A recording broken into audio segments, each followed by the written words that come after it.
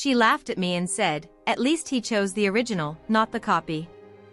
That's when I realized I had been betrayed twice. Once by my husband, and once by the one person who should have been my other half, my twin sister. I never imagined I'd be the kind of woman who says that out loud, much less writes it for strangers to read. But the words won't stop echoing, and if I don't pour them into something, they'll turn to acid and eat through what's left of me. People love to say twins have a secret language, a private bridge nobody else can cross. Ours was sarcasm. Or, rather, hers was. Mine was swallowing it, smiling through the sting, telling myself it didn't matter because love would make the bruises fade. Love, it turns out, just gives bruises better contrast. Sarah has always been the one who walks into a room and makes gravity tilt. She collects eyes the way other people collect keychains. Growing up, she'd hook an arm through mine and whisper, "Don't look so startled, Em, you're not a deer. You're the deer sign." Everyone laughed. When we got the lead in the school play freshman year, she squeezed my hand backstage and said, "Break a leg." Not literally, that would be your thing, wouldn't it? Limping through life while I take the curtain call. She said it with a smile and a hair flip, and the audience adored her, as if hair flips were sincerity. I told myself we were playing a part, that she pushed because she believed I could take it. That is the kind of lie you grow out of only after it breaks a bone you didn't know could break. By the time I met Mark, I thought I had outgrown her barbs. He wasn't flashy, that felt like safety. He was a man who knew how to fix a crooked cabinet and a bad day. He liked bad coffee and good weather. He touched the small of my back when we crossed the street, as if he'd been told to protect something fragile and actually believed the assignment. When I introduced him to Sarah, she tilted her head, looked between us, and quirked that smile. "Cute," she said, like seeing me date a beige sweater. Mark laughed. I laughed. Beige is fine, I told myself. Beige is home. We bought a house in a suburb where all the streets sound like promises: Sycamore, Meadowview, Brightleaf. We got a golden-colored rescue dog, the kind with eyes like someone understood you once and might again. Our living room smelled like lemon cleaner on Saturdays, garlic and tomatoes on Sundays. Sometimes Sarah came by to borrow your face, her words, because a boutique needed twins for a demo or a bar was doing a 2-for-1 special if you showed up in matching outfits. "Don't be dramatic," she'd say, glossy and effortless, "I'm not stealing your life. I'm stress testing it." She'd wink at Mark, ask how work was, and kick off her shoes like she belonged on our rug. He said she was a lot, but he smiled when he said it, and there's a way men smile when they think they're confessing something brave but really they're just naming a door they've already decided to open. I could chart the decay if I wanted to. It didn't happen overnight. Dishes started lingering in the sink. Mark's arm found the back of the couch less often. He came home with tired explanations that sounded copy-pasted, meetings ran long, traffic was a mess, he grabbed a beer with Will because Will was going through it. His phone got sticky with his hand, like it needed his warmth to stay alive. When I asked how his day was, he kissed the top of my head, not my mouth, and called me kiddo.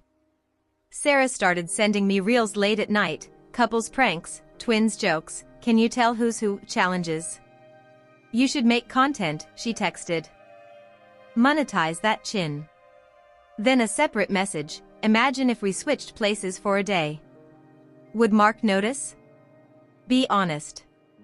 You're honest, aren't you, Em? I've replayed that last text 100 times. It feels like she was laying out the chessboard and telling me which piece would be sacrificed. The night everything cracked, the sky was a cheap motel ceiling, flat, humming, too bright where it should have been dark. I couldn't sleep. Our dog had his head on my foot like a warm, worried paperweight. Mark's phone lit up on the nightstand with a little ripple of light that made my stomach tilt. I wasn't snooping, I didn't need to. The preview was a knife handle sticking out of a drawer, don't tell her. Tonight was amazing. The name above it was Sarah.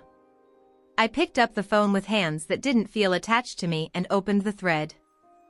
There it was, Photos of a wine glass with my sister's lipstick, a hotel hallway carpet I recognized because we'd made fun of it once, a close-up of wrists entwined. Words like secrets, like performance, like nothing. Promises to be careful, emojis that looked obscene now. When I turned on the lamp, Mark jerked awake, face washed in doughy confusion. He looked at the phone in my hand as if I were holding a gun he'd never seen before. He said, and then he saw the screen, and his mouth did a slow collapse. Let me explain. Explain what? I asked. How my sister's mouth tastes. He rubbed his face with both hands, like he was trying to smudge out what he'd done. You two look so much alike, he said, and there was an end-of-the-rope honesty in his voice that didn't redeem him, it just made the fall visible. It just happened. We'd had a few drinks. You know how you are, you and Sarah, it's easy to. To what? I said. To confuse me with her? Like I'm a knockoff you accidentally put in the cart? He blinked, found the edge of anger, probably to feel like a person again. Don't twist my words. You know what I mean. We were talking, and one thing led to another, and we made a mistake. The front door opened then, because of course it did. She walked in with the kind of timing sitcoms need a laugh track for. Hair perfect. Lipstick intact. She looked at the lamp, at my face, at the phone in my hand, and smiled like she'd won a prize she'd entered as a joke. Well, she said, should I come back later? Or is this the conversation where we all pretend to be shocked? Get out, I said. It came out small. The dog stood up and pressed against my leg, confused. Don't be dramatic, she said, strolling to the kitchen, opening the fridge like she lives here. You know how this goes, Em. People like to test drive the original when the copy starts to squeak. She took a bottle of water, twisted the cap with a theatrical pop. Honestly, you should thank me. I saved you from a lifetime of thinking beige is a personality. Mark said my name again, like it could be a rope. He stood halfway between us, the world's most cowardly referee. Sarah, he said softly, which was a knife in its own right. Oh please, Sarah said, tipping her head at him without looking away from me. Don't Sarah me like we're in a French film. Be honest, Mark, did you ever look at her and wish she came with an upgrade? You know, like a better camera, more storage? No offense, Em. You're the base model. I felt the light in the room go cold. Why? I asked, and my voice cracked, which she loved, because it meant she was the conductor and I was the violin. Why him? Why do this to me? She leaned on the island, took a slow sip, clasped the bottle with both hands like a microphone. Because it was there, she said with a shrug that should be illegal. Because he wanted to be wanted. Because you mistake quiet for loyalty and boredom for safety. Because you've always been the kind of girl who stands on the shore, and I'm the kind who swims out where the sign says don't. Because, she smiled, the original is always better than the copy. Stop calling me that, I said. Stop calling me a copy. She laughed, a sound like glass in a sink. What would you prefer? Limited edition? Sweetheart, you came off the same assembly line. I just got the parts calibrated. Mark moved then, to touch my arm. I flinched so hard he stepped back, palms up like a shoplifter caught and pretending to be helpful. Em, please, he said, it was a mistake. How do you accidentally commit adultery? I asked. Were you walking with your eyes closed and fell into her? He grabbed the back of his neck. Men always find that part of their body when they need to look repentant. We were talking about you, he said, which was another knife disguised as a flower. I was saying how great you are. And then you decided the best way to celebrate my virtues was to sleep with my face attached to a different body. Sarah clucked her tongue. Don't be cruel, she told me, which made Mark nod, as if I were the problem, as if my words were the violence in the room. She tilted her head. Look, Em, we can spin this 100 ways, But the truth is boring, chemistry. You should try it sometime. It's like love but with a pulse. I could feel the bones of my life unlatch. Little things came loose and hit the floor where nobody picked them up. The hum of the fridge, the whisper of the dog's nails on tile, the tick of the cheap wall clock that had survived 3 apartment moves and a wedding and now sat here, measuring the distance between then and after. I put the phone down carefully, like it might explode. "Get out," I said again, and this time it came out bigger. "Both of you." Sarah's eyebrows lifted. "Oh. We're a set now? How generous." She glanced at Mark. "See? She always did have a talent for hosting." He started to speak, but nothing good was going to come out of his mouth and I didn't have the charity left to wait for it. I took the dog's leash off the hook and my keys from the bowl with the little sea glass we collected on a trip I now realize only I remember. I wasn't planning anything. I was just moving. Sometimes survival looks like choreography: step, turn, door. The night air slapped my skin. I drove without choosing a direction, the kind of driving where the world is a tunnel and your hands are just there to keep you from drifting into the concrete. I ended up in the parking lot behind the old library, the one with the mural of a girl reading a book while the ocean pours out of it. I turned off the car and listened to the engine click itself cool. The dog put his head on my shoulder from the back seat, and I started laughing because of course he did, because he is a better man than the man who taught him to sit. My phone vibrated like it was trying to wriggle away from its own guilt. Messages stacked. From Mark: "Where are you? Please come back. We need to talk." From Sarah, a selfie blowing a kiss, captioned, "Don't stay mad, it wrinkles." Then, "If it helps," he said my name. A beat later, kidding. He said yours first. Ah. I threw up in the parking lot. Dignity is a luxury purchase, and I'd already maxed out my cards. In the morning, I went to my mother's because I don't have a religion but I have muscle memory. She opened the door with that quick inventory mothers do: eyes red or not, coat on or not, hunger level, emergency level, do I make tea or call someone?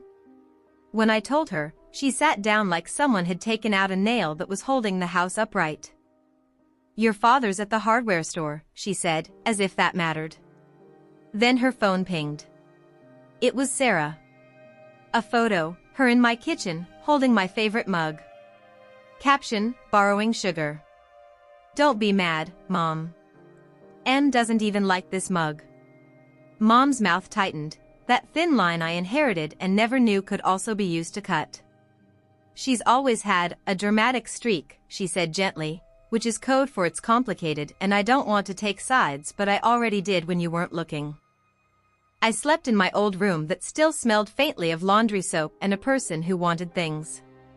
I woke up at 3 a.m. to the sound of Sarah's voice in my head: original, copy, like a skipping record. I got up and stood in front of the mirror over the dresser where I learned to put on eyeliner and fail at bangs. It's a clean little rectangle that has reflected every version of me and never once offered an opinion. I stared at my face until the edges fuzzed, until I could imagine sliding left like on a phone and seeing hers, then sliding right and seeing mine again. When you are a twin, there is always the existential prank: are you alone in there, really? Or are you a chorus that learned to harmonize so early you forgot that's not the same as a solo? I went back to the house the next afternoon because the dog needed his bed and I needed to prove something to myself. Mark had the decency to look smaller. He handed me a box of my stuff like I was the one who'd been asked to leave. "I'm sorry," he said. "I'm so sorry, Emily." His voice tried tears on like a sweater. "I don't know what I was thinking." "You were thinking with your confusion," I said. "Remind me, do you usually confuse theft with shopping?" He flinched. "That's not fair." Sarah came down the stairs wearing one of my cardigans, the one he bought me on our 3rd anniversary. "Don't be mean," she said, petting the sleeve. "It looks better on me anyway." Color theory. She leaned on the banister. "We could be, okay, you know." A new kind of family. Christmas would be efficient. One photo, 3 smiles, nobody has to move. I'll stand in the middle. Balance. Give me my sweater, I said, and when she didn't, I moved up 1 step and took it, hands firm, and she let go because she's a bully, and bullies are sprinters, not marathoners. For a second, I saw something skid under her jokes, a fear, maybe, that this time she'd gone too far and the crowd wasn't going to clap. But then she recovered, lips glossy, voice low. He still said my name, she whispered, like a match in a church. I laughed, and it wasn't pretty. Tell yourself whatever you need to sleep, I said. He also said confusion. He also said mistake. He also said we look alike, like that means I'm partially responsible for your lack of integrity. Enjoy being chosen on a technicality. She rolled her eyes. God, you always make everything a thesis. That's your problem. You can't just live. She started toward the kitchen. I'm hungry. This house eats conflict for breakfast. Mark reached for my hand, and I stepped away. I won't forgive you, I said. Not because forgiveness is impossible. Because you haven't done anything worthy of it. After I left, the texts kept coming. Sarah sent a photo of my plant dying on the sill and wrote, "Oops. Guess it needed attention." Relatable? Then a winky face. I blocked her, unblocked her, blocked her again. There is a sick gravity in cruelty, it pretends to be closure. The only person I didn't block was myself, in the bathroom mirror at night, and sometimes I wish I could. Days took on the shape of after. Work, home, feed the dog, stand in the shower until the water is gone, look at the phone and not touch it. I learned all the synonyms for betrayal because English is generous that way. Treachery, perfidy, faithlessness. I repeated them like beads, tiny hard things to keep my hands busy. When friends asked how I was, I said, fine, because the full version would ruin dinner. One of them sent a quote meme, "You don't lose people, you lose illusions." I wanted to reply, I lost both. The worst was the grocery store. I grabbed the brand of pasta Mark liked and put it back as if it were poisonous, then cried in front of the tomato sauce because the label said original and next to it was family size, and what a joke that is. At therapy, I told a stranger with kind eyes about the mirror problem. I don't want to look like my betrayer, I said. I don't want to share eyelashes with her. The therapist nodded like we were talking about weather, which I appreciated. Your face is yours, she said. Your choices are yours. You can reclaim what she borrowed. Borrowed. The word made me laugh again, and I'm starting to understand that laughter is my body's alarm system, going off when the house is already ash. Weeks later, Mark sent a final message, I'm moving out. I think it's best. As if he were the one protecting me from something. As if decency were a jacket he'd found in a stranger's booth and decided to wear for an afternoon. I didn't respond. I took the dog to the lake at dusk and threw a stick until my arm ached and he finally lay down in the grass with a sigh that sounded like resignation. I told him he's a good boy, because he is, and because those words still mean something when you aim them at someone who deserves them. Tonight I'm back in the house I fought for and cleaned and decorated with a care that must look funny from far away. The rooms are too quiet. I made a cup of tea and didn't drink it. I opened the bedroom closet and counted hangers like that was math that could fix anything. I walked to the bathroom and turned on the light. The mirror waited, patient as ever. I thought about cracking it, but then I'd just have 7 years of bad luck and a mess to sweep, and I'm already doing both. So I look. I look at the eyes that match hers and the mouth that said vows he didn't keep and the nose our mother says is our grandmother's. I look at the softness she called vanilla and the stubborn line of my jaw that got me through college, and I think, original, copy, original, copy. The words try to land. They try to stick.